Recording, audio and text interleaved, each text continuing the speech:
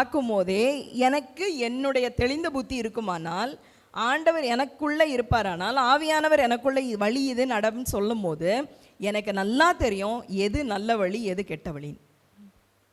தெரியுமா தெரியாதா? தெரியும். இப்போ ஆண்டவர் நம்மளை பார்த்து என்ன சொல்கிறார்? நம்மளை எந்த வழியை சூஸ் பண்ண சொல்கிறார்? யார் நல்லவங்க எந்த வழியில் போகிறாங்களோ அந்த வழியில் போயிட்டே இரு. அவங்க ஒரு மாதிரி போகிறாங்களா, போயிட்டே இருக்கட்டும், நீ கண்டுக்காத, போ, அடுத்த நல்லவங்களை பார்த்துட்டு போயிட்டே இரு. இதுதாங்க யோபு செஞ்சார். யோபு கெட்டவங்க துன்மார்க்கர் அந்த ரூட்டில் போவே இல்லை. அப்போது நம்மளுடைய கால்களை காத்துக்கொள்ளணும். முதலாவது நம்மளுடைய செவிகளை காத்துக்கொள்ளணும், ஆலோசனை கேட்பதில் ஜாக்கிரதையாக இருக்கணும். இரண்டாவது நம்மளோட வழிகள், நம்ம எங்கே போகிறோம், எந்த ட்ராக்கில் போகிறோம், யார் பின்னால் போகிறோம், இதெல்லாம் ரொம்ப கேர்ஃபுல்லாக இருக்கணும். மூணாவது அவர் சொல்லுகிறார் உட்கார்தல்.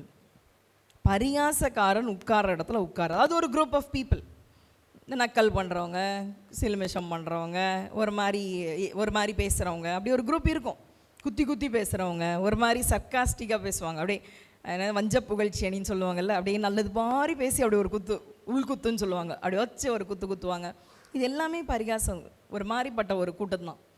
அவர் என்ன சொல்லுகிறார்? அந்த இடத்துலையும் நீ உட்காராதான்றது. அப்போ நமக்குள்ள ஒரு கொஸ்டின் வரும்ல, சரி சிஸ்டர் நீங்கள் சொன்னீங்க முதல்ல ஓகே, இவங்களுடைய துன்மார்க்கன் வழி ரூட்டில் உட்கார கேட்கக்கூடாது, அவங்க பேசுகிறதெல்லாம் ஆலோசனை கேட்கக்கூடாது, கேட்குறது ஓகே, நடக்கிறது நல்லவனை பார்த்து நடக்கணும். அப்போது நான் எங்கே உட்காரணும்? இந்த கேள்வி யாருக்காவது வந்துச்சா? வாசிங்க பார்ப்போம். சங்கீதம் 37ஆம் அதிகாரம் 7ஆம் வசனம். எங்கே உட்காரணும்? இது ரொம்ப முக்கியம். எங்கே உட்காரணுமா? கர்த்தரை நோக்கி உட்கார், கர்த்தரை பார்த்து உட்கார், கர்த்தரை பார்த்து அமர்ந்து அவருக்கு காத்திரு. அடுத்ததும் ரொம்ப முக்கியம். காரிய சித்தி உள்ளவன் ஒருத்தன் இந்த ஊரில் இருக்கான், உலகத்தில் இருக்கான். தீவினை செய்கிறவன், கெடுதல் செய்கிறவன், மோசம் பண்ணுறவனும் ஒருத்தன் இருக்கான். அவனை பார்த்து நீ என்ன ஆகக்கூடாதான்? ஆனால் நமக்கு என்ன வரும்? என்ன வரும்?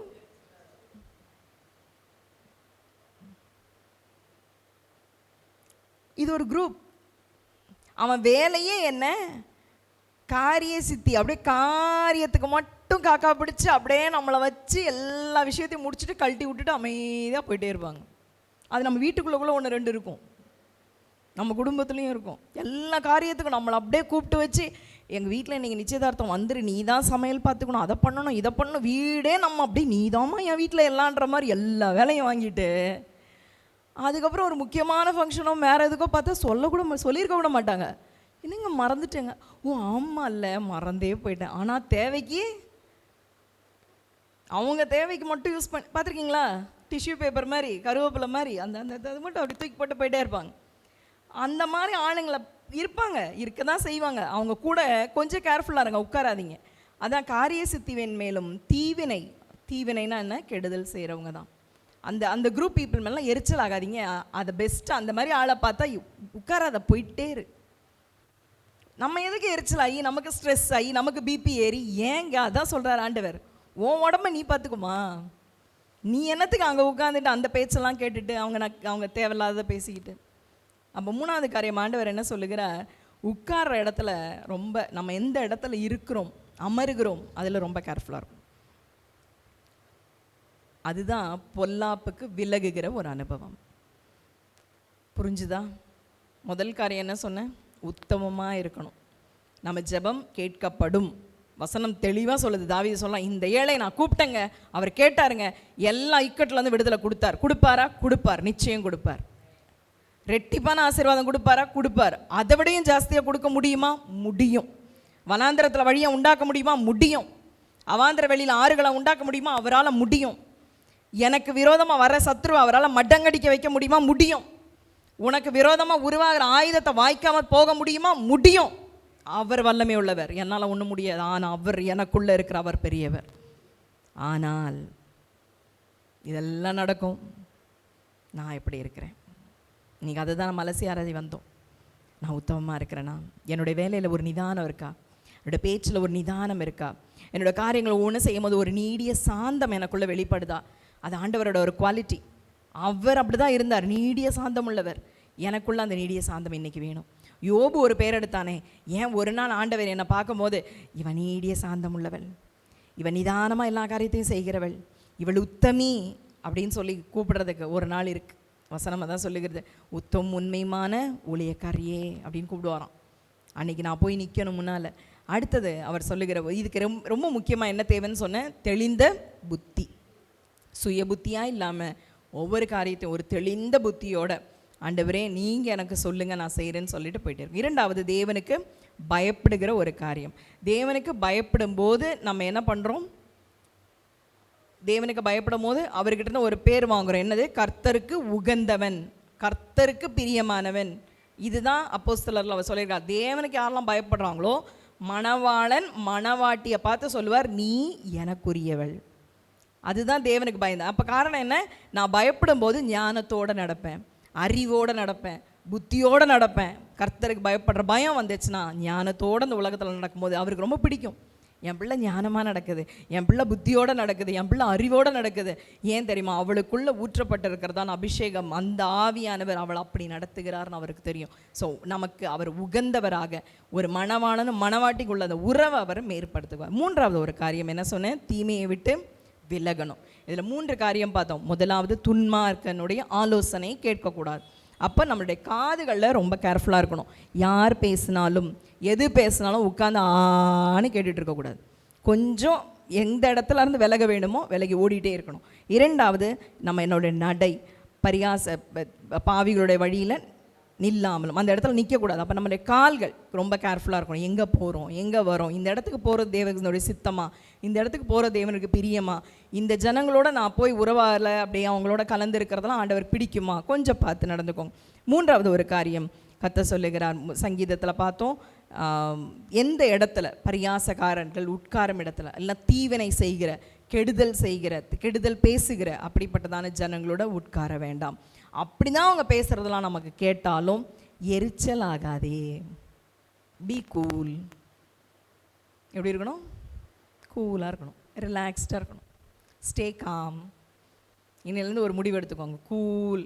வீட்டுக்கு போகும்போது சொல்லிட்டே போங்க, ஆண்டவரே என்னை கூலாக வச்சுக்கோங்கப்பா, ரிலாக்ஸ்டாக இருக்கணும் ஆண்டவரே, எந்த ஸ்ட்ரெஸ்ஸும் எந்த மண்ணாங்கட்டியும் எனக்குள்ளே போயிடக்கூடாது ஆண்டவரே, அப்படியே நிம்மதியாக சாந்த சொருபியான்னு வச்சுக்கோங்க ஆண்டவரே. ஏன்னா நான் ரெட்டிப்பான ஆசீர்வாதத்தை வாங்கணும், என் நிதானத்தை நான் இழக்கக்கூடாது, நான் துன்மார்க்கன் வழியில் உட்காந்துடக்கூடாது. எல்லாம் ஒன்று ஒன்றா வீட்டில் வச்சு, நீங்கள் இன்றைக்கி நான் சொல்லி கொடுத்தது எல்லாத்தையும் தமிழ் தெரியும், நான் வீட்டில் போய் ஒன்று ஒன்றா எழுதுங்க, லைவில் இது இருக்கும், திரும்ப போட்டு கேளுங்க இந்த செய்தியை. யாருக்காவது உங்களுக்கு அனுப்பணும்னு தோணிச்சா, யாராவது ரொம்ப பேசுகிறவங்க இருக்காங்களா, வளவளன்னு பேசுகிற இடத்துல உட்கார்றவங்க இருக்காங்களா, இல்லை கூலாக இல்லாமல் ரொம்ப ஸ்ட்ரெஸ்ஃபுல்லாக இருக்காங்களா, நிதானமே இல்லாமல் இருக்காங்களா, அவங்களுக்குலாம் இந்த மெசேஜ் அனுப்பி விடுங்க. என்னெல்லாம் சொல்லாதீங்க, அனுப்பி விடுங்க. கர்த்தர் கிரியை செய்வார், கர்த்தர் நிச்சயமாக கிரியை செய்வார். அதனால் இன்றைக்கி ஆவியானவர் என்னோட பேசினார்னு யாராவது சொன்னீங்கன்னா இருதயத்தில் கை வைங்க பார்ப்போம். என்கிட்ட பேசினார் அப்படின்னு சொல்கிறவங்க இருதயத்தில் கை வைங்க. கண்டிப்பாக பேசினாரா? நிச்சயமாக பேசினாரா? தேங்க்யூ, ப்ரைஸ் தி லார்ட். இப்போ அப்படியே அந்த இருதயத்தில் கூட ஆண்டவர்கிட்ட ஒப்பு கொடுப்போமா? அன்பின் பரலோக பிதாவே, சொல்லுங்கப்பா, நான் உங்கள் பாதத்துக்கு வருகிறேனப்பா. ஆண்டவரே, இன்னைக்கு வார்த்தையை நீங்கள் என்கிட்ட பேசினதுக்காக நன்றி ஆண்டவரே. ஆண்டவரே, யோபு எப்படியா இந்த உலகத்தில் வாழ்ந்தான் ஆண்டவரே, உத்தமமாய் வாழ்ந்தான். அவன் ஒரு மனுஷன்தான், ஆனாலும் அவன் உத்தமமாய் அவனால் வாழ முடிஞ்சது. எல்லா காரியத்திலும் நிதானமாக இருந்தான், நீடிய சாந்தமுள்ளவனாக இருந்தான், தெளிந்த புத்தி உள்ளவனாக இருந்தான். அவன் சுய புத்தியில் சாயவில்லை ஆண்டவரே. அதே போல கத்தாவே, இங்கே வந்த பிள்ளைகள் ஒவ்வொருவரையும் கத்தாவே தெளிந்த புத்தி உள்ளவர்களாய் ஒவ்வொரு காரியத்தையும் நிதானத்தோடு செய்ய கிருபை கொடுங்க. இந்த வேளையில் பரத்துலேருந்து ஒரு பலன் இறங்கட்டும் அப்பா, பரத்துலேருந்து ஒரு கிருபை இறங்கட்டும் ஆண்டவரே, பரத்துலேருந்து ஒரு அபிஷேகம் இறங்கட்டும் ஆண்டவரே. ஒவ்வொரு மேலும் கத்தாவே அந்த உத்தமத்தின் ஆவி இறங்கட்டும். ஒவ்வொரு காரியத்திலையும் கத்தாவே அவர்களை பார்த்து நீர் உத்தமியே என்று சொல்லுகிற அளவிற்கு ஆண்டவரே, உன்னை போல இந்த உலகத்தில், இந்த இடத்துல, இந்த வீட்டில், இந்த தெருவில் யாரும் கிடையாது. நான் உன்னை அந்தளவு ஒரு உத்தமியாய் பார்க்கிறேன் என்று சொல்லுகிற அளவிற்கு ஆண்டவரே ஒவ்வொருவருக்கும் கத்தாவே ஒரு புதிய அபிஷேகத்தை கொடுத்து அனுப்புங்க ஆண்டவரே. அது மாத்திரமல்ல ஆண்டவரே, அவன் தேவனுக்கு பயப்படுகிறவனாக இருந்தான் ஆண்டவரே. அந்த பயத்தினால கத்தாவே நீ கர்த்தருக்கு பயப்படும் போது அவன் எனக்கு உகந்தவன், அவன் எனக்குரியவன், அவன் என்னுடையவன் என்று சொல்லி நீர் உரிமை பாராட்டுகிற தேவனாக இருக்கிறீர். இங்கே வந்த ஒவ்வொருவரும், இதை ஆன்லைனில் கேட்டுக்கொண்டிருக்கிற ஒவ்வொருவரும் கத்தாவே உமக்கு உகந்த பிள்ளைகளாய், உமக்கு உகந்தவர்களாய் மாற்றிக்கொள்ளும் ஆண்டவரே. அப்படிப்பட்ட ஒரு தேவ பயம் இன்றைக்கு உண்டாகட்டும் அப்பா.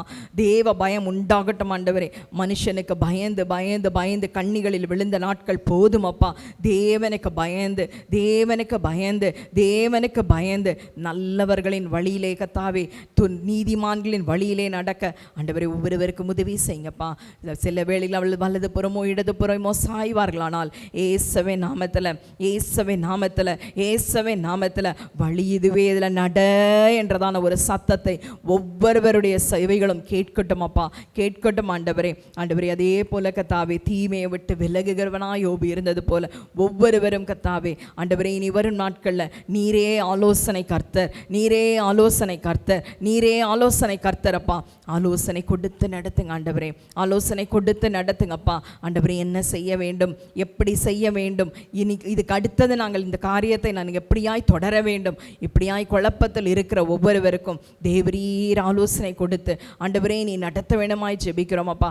இந்த வேளையிலும் கத்தாவே துன்மார்க்கருடைய ஆலோசனை இனி கத்தாவே ஒருவருடைய செவிகளும் ஏறாதபடிக்கு தேவரீர் கத்தாவே ப்ரொடெக்ட் பண்ணி நடத்துங்கப்பா. அதே போல கத்தாவே ஆண்டவரே பாவிகளோட வழியில் நிற்காதபடி ஆண்டவரோட கால்களை சுத்தமாக்கும், கால்களை பரிசுத்தப்படுத்தும், கால்களை பரிசுத்தப்படுத்தும் ஆண்டவரே.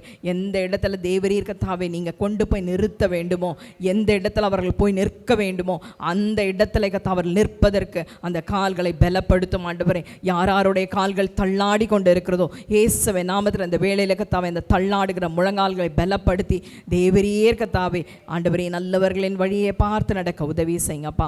அதே போல பரியாசக்காரர்கள் உட்காருகிற இடத்துல உட்காராமல் வசனம் சொன்னது போல தேவனை நோக்கி அமர்ந்திருக்க, தேவனுடைய பாதத்தில் அமர்ந்திருக்க, தேவனிடத்தை அதிகமாய் நேரத்தை செலவு பண்ண ஒவ்வொருவருக்கும் கிருபை கொடுங்கப்பா. ஆண்டவரே நீரே கர்த்தாவே இந்த இடத்துல ஆளுகை செய்து ஆண்டவரே இந்த கூட்டத்தோட தொடக்க